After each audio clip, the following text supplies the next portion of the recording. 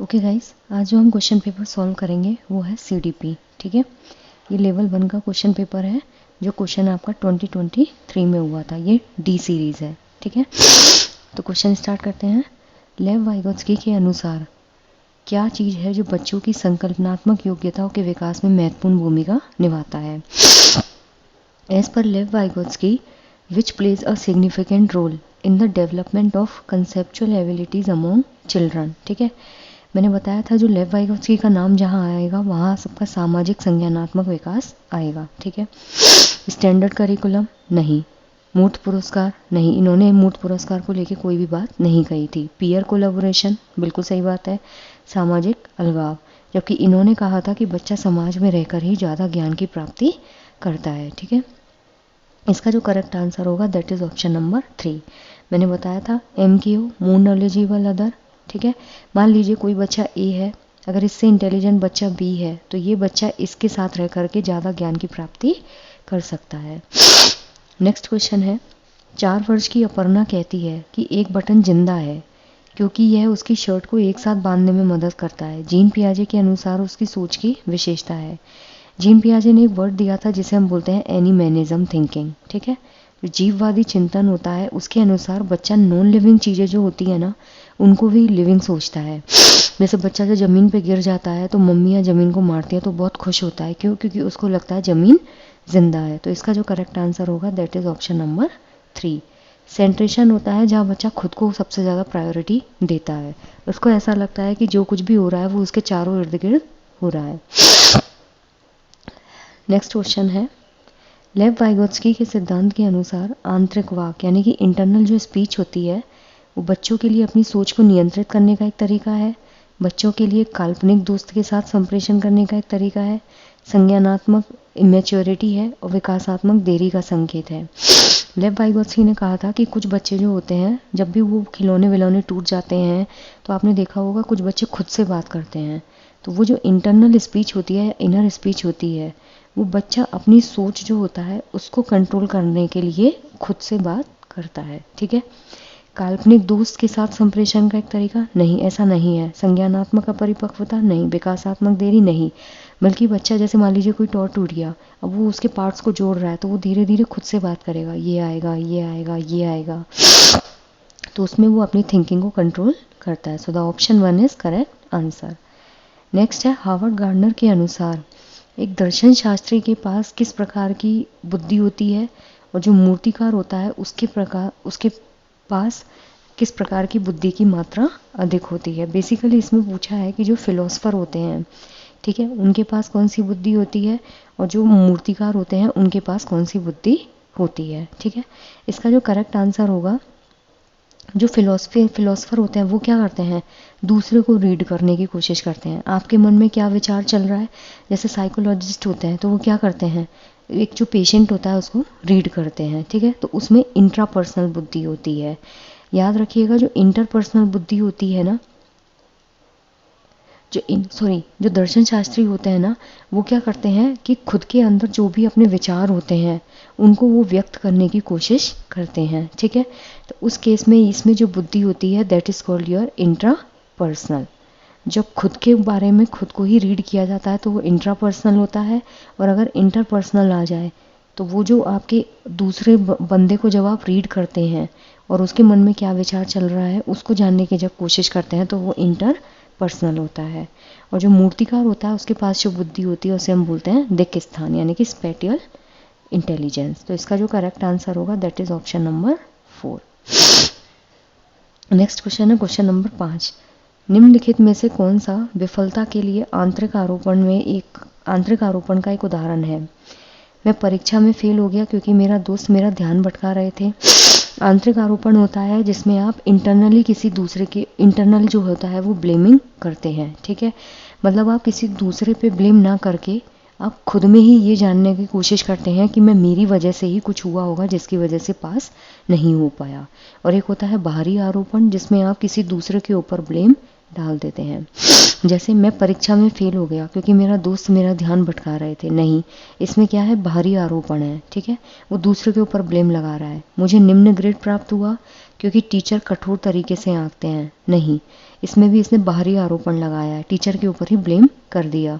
मैं परीक्षा में फेल हो गया क्योंकि मैंने पर्याप्त पढ़ाई नहीं की, ये बिल्कुल सही है कि वो खुद के ऊपर ही ब्लेम लगा रहा है। शिक्षक के पक्षपाती होने के कारण मुझे अच्छे अंक नहीं मिले, ये भी क्या है, बाहरी आरोपण है। तो इसका जो करेक्ट आंसर होगा that is option number 3। Next question है क्वेश्चन नंबर 6। निम्नलिखित में से ऐसा कौन सा प्रश्न का उदाहरण है जिसमें विद्यार्थी को अपनी सोच पर विचार करने की आवश्यकता होती है, यानी कि उसे अपनी जो थिंकिंग है उस पर वापस से उसको एनालाइज करने की ज़रूरत होती है। कक्षा की शुरुआत से क्रियाओं के उपयोग के बारे में आपकी समझ कैसे बदली है? वाक्य में संज्ञा और क्रिया के बीच क्या संबंध है? क्रिया की परिभाषा क्या है? आप क्रिया को वर्तमान काल में कैसे बदल सकते हैं? तो इसका जो करेक्ट आंसर होगा दैट इज ऑप्शन नंबर 1। जब क्लास में आप गए थे शुरू में, ठीक है, वहाँ से जो क्रियाएं हैं उनको यूज़ कर करके आपने कैसे अपनी सोच और समझ को बदला है, ठीक है। तो उसमें क्या होता है, आप जब शुरू में स्कूल गए तो आप क्या करते थे, धीरे धीरे आपने स्कूल में क्या क्या चीज़ों में इम्प्रूवमेंट किया है, तो उसमें क्या करते हैं, हम अपनी थिंकिंग पे ही चीज़ों को एनालाइज करते हैं। नेक्स्ट क्वेश्चन है अभिकथन एंड रीज़न। बहुत कम उम्र में दुनिया भर में अधिकांश संस्कृतियों में लड़कियां गुड़ियों को खिलौनों के रूप में चुनती हैं, जबकि लड़के जो है वो कार के साथ खेलना पसंद करते हैं। ये बात तो सही है, क्यों? क्योंकि बच्चे किसी विशेष संस्कृति की अपेक्षाओं के आधार पर एक लड़का या लड़की के लिए क्या उपयुक्त माना जाता है इसके बारे में जानकारी व्यवस्थित करते हैं और उसके अनुसार व्यवहार करते हैं, ठीक है। तो इसका जो करेक्ट आंसर होगा दैट इज ऑप्शन नंबर 3 कि इसमें ए और आर जो है वो दोनों ही सही हैं और आर जो है वो ए को एक्सप्लेन करता है। कैसे? जब हम छोटे होते हैं तो हर जगह ये चीज़ देखी जाती है कि जो लड़कियां होती हैं वो मैक्सिममली गुड़िया के साथ खेलती हैं और जो लड़के होते हैं वो नेचुरली कार के साथ खेलते हैं। ऐसा होता क्यों है? क्योंकि जो एक स्पेसिफिक कल्चर होता है ना, एक स्पेसिफिक बैकग्राउंड होता है जिसके आधार पे ये मान लिया जाता है कि ये लड़की है तो ये किससे खेलेगी, डॉल से, और ये लड़का है तो ये किससे खेलेगा, कार से, और उसी के अनुसार हम चीज़ों को क्या करते हैं, ऑर्गेनाइज करते हैं। नेक्स्ट है क्वेश्चन नंबर 8। निम्नलिखित कथनों को पढ़िए तथा सही विकल्प का चयन कीजिए। शिक्षक और साथियों जैसे अधिक जानकार अन्य लोगों के साथ बातचीत शिक्षार्थियों को उनकी समझ और कौशल विकसित करने में मदद करने के लिए आवश्यक समर्थन और मार्गदर्शन प्रदान कर सकती है। क्यों? सामाजिक संपर्क सीखने और विकास का एक प्रमुख घटक है। अगर आप इस वाले स्टेटमेंट को पूरा समझ जाएंगे तो ये वाइगोत्स्की ने कहा था। किसने कहा था? वाइगोत्स्की ने, कि बच्चा जो होता है वो मोर नॉलेजेबल जो बंदा होता है उसके साथ टच में रहकर चीज़ों को सीखता है।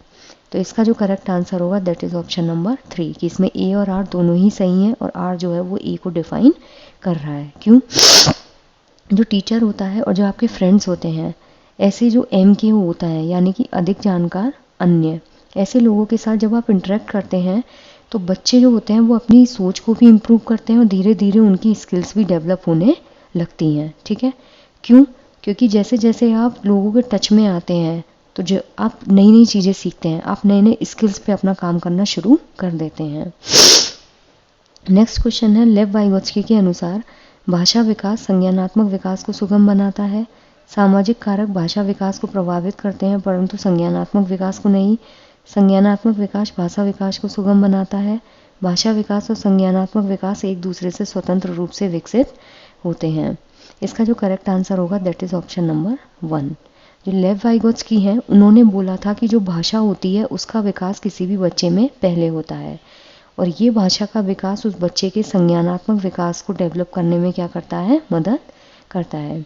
जबकि जीन पियाजे ने बोला था कि जो संज्ञानात्मक विकास है वो क्या होगा, पहले होगा और ये संज्ञानात्मक विकास जो है वो भाषा को सीखने में मदद करेगा, ठीक है। ये वाला स्टेटमेंट जीन पियाजे का था और ये स्टेटमेंट लेव वाइगोत्स्की का है। So the correct option is option number 1। Next है लॉरेंस कोलबर्ग का जो नैतिक तर्क का सिद्धांत है उसके किस स्तर पर बच्चे आमतौर पर यह मानते हैं कि लोगों को समाज की जो अपेक्षाएं हैं उन पर खरा उतरना चाहिए और अच्छे तरीके से व्यवहार करना चाहिए। पूर्व संक्रियात्मक, उत्तर संक्रियात्मक, पूर्व पारंपरिक और पारंपरिक स्तर। इसका करेक्ट आंसर होगा ऑप्शन नंबर 4 क्योंकि जो लॉरेंस कोलबर्ग का जो दूसरा स्तर था पारंपरिक स्तर, इसमें इन्होंने 2 स्टेज बताई थी। एक तो था कानून व्यवस्था, ठीक है, और एक था अच्छा लड़का और एक अच्छी लड़की, ठीक है। तो जो समाज की अपेक्षाएं होती हैं उस पर जब आप खरे उतरेंगे तो आप एक कानून व्यवस्था को भी मैनेज करेंगे और एक अच्छा लड़का की तरह और अच्छी लड़की की तरह जो है एक एग्जाम्पल सेट करेंगे। नेक्स्ट क्वेश्चन है क्वेश्चन नंबर 11। बच्चों में समस्या समाधान जो है उस कौशल को बढ़ाने के लिए कौन सा तरीका प्रभावी है? उन्हें बुद्धि मंथन करने और सहज अनुमान लगाने के अवसर देना, स्वतंत्र चिंतन को हतोत्साहित करना और घोषणात्मक ज्ञान पर ध्यान केंद्रित करना, कठिन समस्याओं से बचने के लिए उन्हें प्रोत्साहित करना, उन्हें समस्याओं का तैयार समाधान उपलब्ध कराना। इसका जो करेक्ट आंसर होगा, अगर आप खुद ही देखेंगे तो इसका आंसर आपको मिल जाएगा। उन्हें बुद्धि मंथन करना यानी कि ब्रेन स्टॉर्मिंग करवाना और सहज अनुमान लगाने के उन्हें अवसर देना, यानी कि आप सारा काम बच्चे से ही करवा रहे हैं। पहले तो उन्हें ब्रेन स्टॉर्मिंग करवा रहे हैं यानी कि बुद्धि पे जोर डलवा रहे हैं, और दूसरा आप उनसे ही अनुमान लगाने का कह रहे हैं।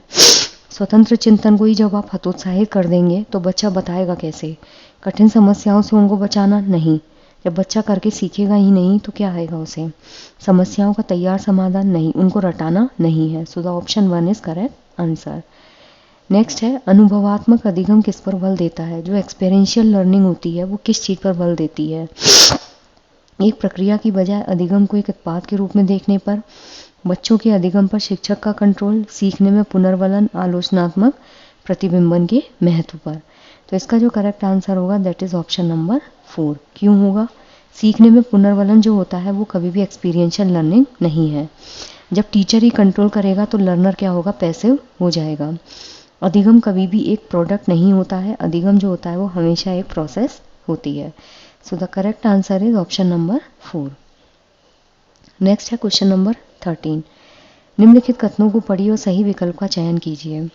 शिक्षकों को सार्थक वातावरण बनाना चाहिए जिसमें सभी बच्चों की सक्रिय भागीदारी और संलग्नता हो, क्योंकि सभी बच्चे आंतरिक रूप से सीखने के लिए प्रेरित होते हैं और सीखने में सक्षम होते हैं। इसका जो करेक्ट आंसर होगा वो है ए और आर दोनों सही हैं, और जो आर है वो ए को डिफाइन करता है। क्यों? क्योंकि जो टीचर होते हैं जब बच्चों के सीखने के लिए प्रॉपर एनवायरनमेंट बनाएंगे ही नहीं जहाँ बच्चा कंप्लीटली इन्वॉल्व हो सके, ठीक है, तो बच्चा सीखेगा कैसे? और बच्चा इन्वॉल्व तभी होगा जब वो इंटरनली मोटिवेटेड होगा चीज़ों को सीखने के लिए। सो the option 3 is correct answer. Next है और क्वेश्चन नंबर 14। निम्नलिखित में से कौन सी प्रक्रिया अधिगम के दौरान योगदान नहीं देती? गैर प्रासंगिकरण, संगठन, वर्गीकरण और वैचारिकता। इसका करेक्ट आंसर होगा ऑप्शन नंबर 1। जब आप कॉन्टेक्स्ट से ही हट जाएंगे, मान लीजिए मुझे आपको सीडीपी पढ़ानी है, मैं सीडीपी ना पकड़ा करके आपको हिंदी पढ़ाने लग जाऊं, तो ये आपको लर्निंग में हेल्प करेगा? नहीं करेगा। लेकिन जब आप चीज़ों को एक ऑर्गेनाइज्ड वे में पढ़ते हैं तो वो आपकी लर्निंग में हेल्प करता है। चीज़ों को कैटेगराइज करके पढ़ते हैं कि ये टॉपिक हमें अभी पढ़ना है, ये टॉपिक हमको बाद में पढ़ना है। और कंसेप्ट जो होते हैं, अगर कंसेप्चुलाइज तरीके से पढ़ते हैं कि भाई हमें ये कॉन्सेप्ट अभी क्लियर करना है, ये बाद में करना है, तो वो भी आपकी लर्निंग में हेल्प करता है। नेक्स्ट क्वेश्चन है क्वेश्चन नंबर 15। निम्नलिखित में से कौन सा जो है वो स्थूल गतिक कौशल है? जो स्थूल गतिक कौशल होता है ना वो बड़ी एक्टिविटीज़ होती है जैसे कूदना, दौड़ना, और जो सूक्ष्म गतिक कौशल होता है जिसमें बारीकी का काम होता है, यानी कि जिसमें उंगलियां यूज़ में आती हैं वो सूक्ष्म गतिक कौशल, और जिसमें आप हाथ पैरों को यूज़ करते हैं वो है स्थूल गतिक कौशल। जैसे एक कागज़ पर एक बड़े आयत को रूपरेखा के अनुसार काटना, इसमें आप ध्यान लगाकर करेंगे, और दूसरा बहुत मेहनत का काम है, मतलब उंगलियों का आप यूज़ करेंगे, तो ये सूक्ष्म गतिक कौशल है। बुनाई सूक्ष्म गतिक कौशल है क्योंकि आप इसमें उंगलियों को यूज़ करेंगे। एक कागज़ पर वृत्त को रूपरेखा के अनुसार काटना, इसमें भी आप उंगलियों का यूज़ करेंगे। लेकिन जो तैरना होता है इसमें आप हाथ और पैर को यूज़ करेंगे, तो ये क्या होता है? स्थूल गतिक कौशल। तो इसका जो करेक्ट आंसर होगा that is option number 3। Next है जो भौतिक वृद्धि होती है और जो विकास होता है वो विकास के किस नियम को और किस सिद्धांत का पालन करता है? तो इसका जो करेक्ट आंसर होगा दैट इज ऑप्शन नंबर 3। जो विकास होता है ना वो हमेशा शीर्षगामी होता है, यानी कि आपका विकास हमेशा सिर से पैर की तरफ होता है, ठीक है। जो शीर्षगामी होता है उसको हम बोलते हैं अवरोही। अवरोही मतलब सबसे पहले बड़ा फिर धीरे धीरे छोटा। और जो समीपस्थ विकास सिद्धांत होता है, ठीक है, समीप दूराभिमुख जिसे बोलते हैं, यानी कि वो सेंटर से पेरीफेरी की तरफ जाता है। पहले आपकी स्पाइनल कॉर्ड बनेगी, स्पाइनल कॉर्ड से आपके शोल्डर्स बनेंगे, शोल्डर के बाद आपके लिम्स बनेंगे और लिम्स के बाद आपकी फिंगर बनेगी। नेक्स्ट क्वेश्चन है क्वेश्चन नंबर 17। जो प्रारंभिक बाल्यावस्था होती है, 2 से 7 साल की जो अवस्था होती है, उसमें वृद्धि और सोच क्या है, जबकि मध्य बाल्यावस्था में वृद्धि और सोच क्या है। ठीक है, तो इसका जो करेक्ट आंसर होगा, प्रारंभिक बाल्यावस्था जो होती है उसमें जो वृद्धि होती है वो स्थिर होती है। ठीक है, ग्रोथ जो होती है वो रुक जाती है, मतलब थोड़ा स्टेबल होती है। और जो सोच होती है वो कुछ हद तक आत्म केंद्रित होती है। अगर आपको जीन पियाजे की स्टेज पता हो तो उन्होंने बोला था कि बच्चा जो होता है इस स्टेज में कैसा होता है, ईगो सेंट्रिक होता है, यानी कि जो है वो खुद है। और जो मध्य वाली अवस्था होती है यानी कि 6 से 12 की स्टेज में जो ग्रोथ होती है वो धीमी हो जाती है, और जो सोच होती है वो लॉजिकल हो जाती है, यानी कि बच्चा जो होता है वो लॉजिक लगा के सीखने लग जाता है। So the option 3 correct answer. Sorry. Next question है क्वेश्चन नंबर 18। जीन पियाजे के अनुसार जो पूर्व संक्रियात्मक अवस्था होती है, यानी कि 2 से 7 साल की जो स्टेज होती है, उसकी मुख्य विशेषताओं में से एक कौन सी है जो किसी भी स्थिति के एक पहलू पर ध्यान केंद्रित करने और दूसरों की उपेक्षा करने की प्रवृत्ति को संदर्भित करता है।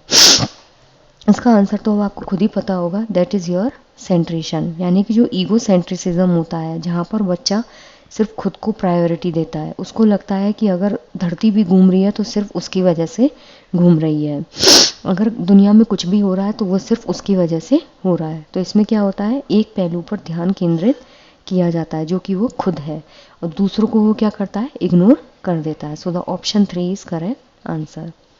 नेक्स्ट है अधिगम के लिए आकलन। इसका मुख्य लक्ष्य क्या है। 2 चीज़ें होती हैं, एक तो होता है अधिगम के लिए आकलन और एक होता है अधिगम का आकलन। जो अधिगम के लिए आकलन होता है यानी कि असेसमेंट फॉर लर्निंग, ये होता है आपका फॉर्मेटिव असेसमेंट, जिसमें आप क्या करते हैं, समय समय पे बच्चे को फीडबैक देते हैं। ठीक है, जहाँ बच्चे को इम्प्रूवमेंट की ज़रूरत होती है वहाँ बच्चे को इम्प्रूव करते हैं। इसमें बच्चे को आगे क्या पढ़ाना है, उसको कहाँ इम्प्रूवमेंट करवाना है, उसके लिए आप बच्चे का एग्ज़ाम लेते हैं, यानी कि बच्चे का आकलन करते हैं। लेकिन जो अधिगम का आकलन होता है उसमें आपका समेटिव असेसमेंट आता है, जो साल के अंत में होता है, जिसमें आपने पूरे साल जो कुछ भी पढ़ा है वो लास्ट में बच्चे को बता दिया जाता है कि आपने जो साल पढ़ा था, जो पूरा साल पढ़ा है, वो आपका ये रिजल्ट रहा है। तो इसका जो करेक्ट आंसर होगा, विद्यार्थी के प्रदर्शन की तुलना एक मानव या तय पैमाने से करना, वो समेटिव असेसमेंट होता है। ठीक है, जिसमें आप जो है कि स्टैंडर्ड जो बेंचमार्क होता है उसको सेट करते हैं। उन विद्यार्थियों की पहचान करना जिन्हें धीमे सीखने वालों के रूप में वर्गीकृत किया जा सकता है, नहीं। इसमें आप ऐसे स्टूडेंट्स को आइडेंटिफाई नहीं करते हैं कि इसमें क्लासिफिकेशन नहीं है। विद्यार्थी के प्रदर्शन का मूल्यांकन करना और ग्रेड देना वो समेटिव असेसमेंट होता है। लेकिन स्टूडेंट्स को फीडबैक देना बिल्कुल देते हैं, जिसका उपयोग उनके अधिगम में सुधार के लिए किया जा सकता है। So the option 4 is correct answer. Next question है, किस आयु में बच्चे जो होते हैं वो शब्दों के खेल में शामिल हो सकते हैं और ऐसे चुटकुलों और पहेलियों को पसंद करते हैं जिनमें शब्दों का खेल शामिल हो। मतलब इसमें वो एज ग्रुप पूछा है जहाँ पे बच्चे शब्दों के खेल में शामिल हो जाते हैं। तो शब्दों के खेल में बच्चा शामिल कब होगा, जब उसका शब्द भंडार खुद का बहुत ज़्यादा हो, और ऐसे चुटकुले और पहेलियों को पसंद करे जिनमें शब्दों का खेल शामिल हो। तो ये जो एज ग्रुप होती है, ये फैक्चुअल क्वेश्चन है, ये आपको याद करना पड़ेगा, दैट इज 7 ईयर्स। ठीक है, so the option 1 is correct answer. Next है, कैरल गिलिगन जो है उन्होंने कोलवर के नैतिक विकास से सिद्धांत की आलोचना क्यों की थी। ये क्वेश्चन कोई 1000 बार सीटेट ने पूछा होगा। केस स्टडी को अनुसंधान पद्धति के रूप में उपयोग करने के लिए, नहीं। सामाजिक संज्ञानात्मक दृष्टिकोण, नहीं। नारीवाद दृष्टिकोण, बिल्कुल सही है। आनुवांशिक कार्यों को पर्याप्त महत्व न देने पर, नहीं। इसका करेक्ट आंसर है ऑप्शन नंबर 3, क्योंकि जो कोलबर्ग थे, अगर आप उनका पूरा एक्सपेरिमेंट ढंग से पढ़ेंगे तो उन्होंने कहीं भी जो फीमेल है उनको लेके कुछ भी जिक्र नहीं किया है। उनके पूरे एक्सपेरिमेंट में कहीं भी कोई स्त्री नहीं है। नेक्स्ट है, शैशवावस्था में जो समाजीकरण होता है उसकी कौन सी संस्थाएं प्रमुख रूप से महत्वपूर्ण है, जबकि प्रारंभिक बाल्यावस्था में समाजीकरण की कौन सी संस्थाएं भी महत्वपूर्ण हो जाती है।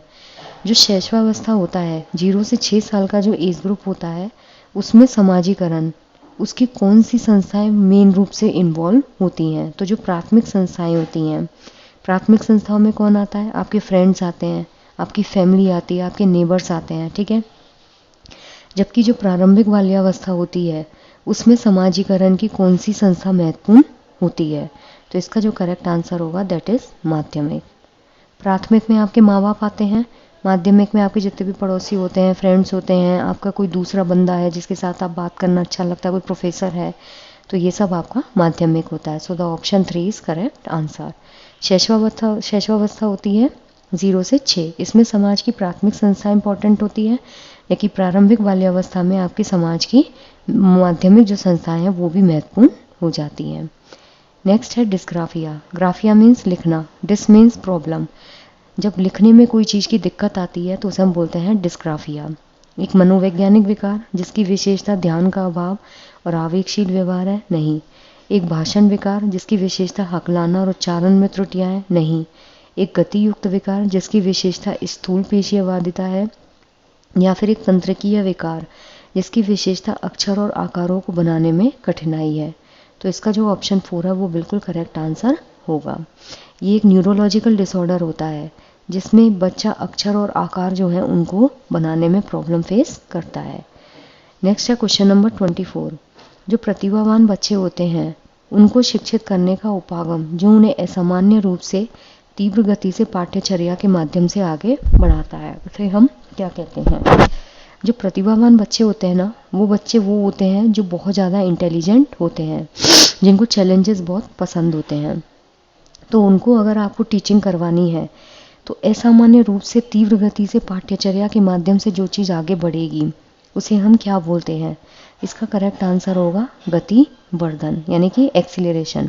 एक्सीलरेशन मतलब उनको चीज़ें बहुत जल्दी जल्दी करनी होती हैं, वो क्लास में वरना बोर होने लगते हैं, ठीक है। तो ये करिकुलम के थ्रू ही आगे बढ़ेंगे, लेकिन एक बहुत जल्दी की स्पीड पर। सो the option 4 is correct answer. Next है निम्नलिखित में से स्वलीनता वाले जो विद्यार्थी हैं उनकी विशिष्ट विशेषता कौन सी है? जो स्वलीनता होती है उसे हम ऑटिज्म बोलते हैं। ऑटिज्म में क्या होता है? बच्चा खुद में इन्वॉल्व रहता है, यानी कि इंट्रोवर्ट हो जाता है, वो लोगों के साथ ज़्यादा इंटरेक्ट नहीं करता है। संवाद कौशल का उच्च स्तर नहीं, वो एक्सट्रोवर्ट होते हैं। कल्पना को तथ्य से अलग करने की श्रेष्ठ क्षमता, वो प्रतिभाशील बच्चे होते हैं। उन्नत सामाजिक भावनात्मक पारस्परिकता, ये भी एक्सट्रोवर्ट बच्चे होते हैं। लेकिन जब कोई बच्चा किसी चीज़ को बार बार दोहराए, ठीक है, और फ्रीक्वेंटली उस चीज़ को बार बार रिपीट करे, तो वो बच्चे कौन से होते हैं? ऑटिज्म बच्चे, ठीक है। नेक्स्ट क्वेश्चन है ऐसा शिक्षक जो समावेशी कक्षाओं की दिशा में काम कर रहा है, उन्हें चाहिए कि वे पाठ्यचर्या में अनुकूलन करें, विविध दृष्टिकोणों को शामिल करें, अपने स्वयं के अंतर्निहित पूर्वाग्रह की जांच करें, विविधता को एक बाधा के रूप में देखें। तो इसका जो करेक्ट आंसर होगा दैट इज ऑप्शन नंबर 3। समावेशी कक्षा वो होती है जिसमें सभी बच्चों को समावेशित करके पढ़ाया जाता है। इसमें जो करिकुलम होता है ना, वो हमेशा अडेप्टेशन कंडीशन में होता है, होना चाहिए, मतलब वो चेंजेबल होना चाहिए। ऐसा नहीं कि आप एक स्टैंडर्ड करिकुलम बना रहे हैं। अगर आप एक स्टैंडर्ड करिकुलम बनाएंगे तो उसमें आप बच्चों की जो ज़रूरत है उसको ध्यान में नहीं रख पाएंगे। विविध दृष्टिकोणों को शामिल करें, बिल्कुल सही बात है। लोगों की अलग अलग जो ओपिनियंस होती है उनको इंक्लूड करना ज़रूरी है। खुद के पूर्वाग्रहों की जांच करें, बिल्कुल सही है, लेकिन विविधता को बाधा के रूप में देखना गलत है। So the option 3 is correct answer for question number 26। Next है विद्यार्थियों की सीखने की जो शैली होती है उसमें जो विविधता होती है, यानी कि हर बच्चे का एक लर्निंग स्टाइल होता है और सबका लर्निंग स्टाइल बहुत अलग अलग होता है। उसको शिक्षण अधिगम प्रक्रिया में बाधा के रूप में देखेंगे या अवरोध के रूप में देखेंगे? नहीं, उसको महत्व दिया जाना चाहिए और मानव विविधता का जो प्रतिबिंब है उसके रूप में देखा जाना चाहिए, बिल्कुल सही है। उसकी उपेक्षा की जानी चाहिए, बिल्कुल गलत बात, आप उस चीज़ की उपेक्षा नहीं कर सकते। सीखने की शैली में एक रूपता नहीं, आप कभी भी बच्चों के सीखने की शैली में एक रूपता नहीं ला सकते। हर बच्चा एक तरीके से नहीं पढ़ सकता, उसको शिक्षण अधिगम प्रक्रिया के दौरान ध्यान में नहीं रखा जाना चाहिए, गलत। उसको हमेशा ध्यान में रखना चाहिए कि कौन सा बच्चा किस तरीके से पढ़ता है। एक बच्चा क्लास में जब टीचर पढ़ा रहा होता है तो नोट्स बनाता है, एक बच्चा सिर्फ ध्यान से सुनता है। तो सबकी जो लर्निंग स्किल्स होती हैं बहुत अलग अलग होती हैं। सो the option 2 is correct answer. निम्नलिखित कथनों को पढ़िए और सही विकल्प का चयन कीजिए। शिक्षार्थियों के बीच समालोचनात्मक चिंतन को सुगम बनाने के लिए शिक्षक को उन्हें विविध परिस्थिति और विभिन्न दृष्टिकोण से अवगत कराना चाहिए। बिल्कुल सही बात है, क्योंकि जब विद्यार्थी विविध मतभेदों के बीच बातचीत में संलग्न होते हैं तो वे समालोचनात्मक और रचनात्मक रूप से सोचने की क्षमता को सीखते और समृद्ध करते हैं। ठीक है, तो इसका जो करेक्ट आंसर होगा दैट इज ऑप्शन नंबर 3। इसमें ए और आर दोनों सही हैं और जो आर है वो ए को सही से डिफाइन करता है। समालोचनात्मक चिंतन होता है जब आप किसी भी पक्ष के दोनों पहलू देखते हैं कि इसका पॉजिटिव पक्ष क्या है और इसका नेगेटिव पक्ष क्या है। जैसे कई बच्चे डिबेट में पार्टिसिपेट करते हैं, ठीक है, तो डिबेट में पार्टिसिपेट करने पर आपके सामने अलग अलग कंडीशंस आती हैं। ठीक है, हर बच्चे का आपको एक अलग अलग दृष्टिकोण पता चलता है कि उसको देखने का नज़रिया क्या है, उसका क्या पर्सपेक्टिव है। उस बीच में क्या करते हैं, आप इन्वॉल्व करते हैं खुद को, ठीक है, और आपको चीज़ें सोचनी पड़ती हैं कि मैं इस क्वेश्चन का जवाब क्या दूं। तो आप अपने ब्रेन पर जोर डालेंगे, आप उस तरीके से चीज़ों की रचना खुद करते हैं, तो वो होता है आपका रचनात्मक चिंतन। नेक्स्ट है क्वेश्चन नंबर 29। निम्नलिखित में से अधिगम का प्राथमिक लक्ष्य कौन सा होना चाहिए? समालोचनात्मक चिंतन का विकास, तथ्यों को रटना, यंत्रवत, समकक्षों के साथ प्रतिस्पर्धा। ऑब्वियसली आप कभी भी कंपटीशन नहीं करेंगे। लर्निंग ये नहीं सिखाती कि आप कंपटीशन में उतरो। यंत्रवत याद करना यानी कि रॉट लर्निंग, ये कभी भी लर्निंग का पार्ट नहीं होती। तथ्यों को रटना नहीं, लेकिन जो समालोचनात्मक चिंतन होता है उसको डेवलप करना ही, यानी कि जब तक आप बच्चे को क्रिटिकली थिंकर नहीं बनाएंगे कि वो हर चीज़ के हर पहलू पर सोच सके, तब तक लर्निंग जो है वो बेकार मानी जाएगी। ठीक है, so the correct answer is option number 1। बच्चे सबसे प्रभावी ढंग से तब सीखते हैं जब कोई भी अवधारणा तर्क संगत से अनुभवजन्य की ओर बढ़ती है, सामान्य से विशिष्ट, अमूर्त से मूर्त, जटिल से सरल। ठीक है, बच्चा प्रभावी ढंग से कब सीखेगा? जब कोई भी चीज़ सामान्य से विशिष्ट की ओर जाती है, यानी कि कोई चीज़ जो उनको पहले से ही मालूम है, आप वहाँ से उनको वहाँ लेकर जा रहे हैं जो चीज़ उनको नहीं मालूम है। ठीक है, यानी कि इसमें मूर्त से अमूर्त की तरफ जाया जाता है, मूर्त से अमूर्त। ठीक है, general to specific. I just hope कि आपको ये चीज़ें क्लियर हुई हों। अगर कोई भी डाउट हो तो कमेंट सेक्शन में पूछिएगा। Thank you.